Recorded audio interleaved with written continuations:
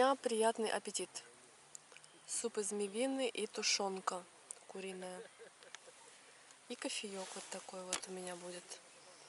Да, Сережа? Да. У тебя тоже.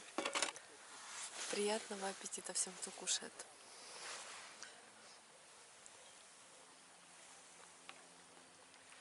Вкусно на природе.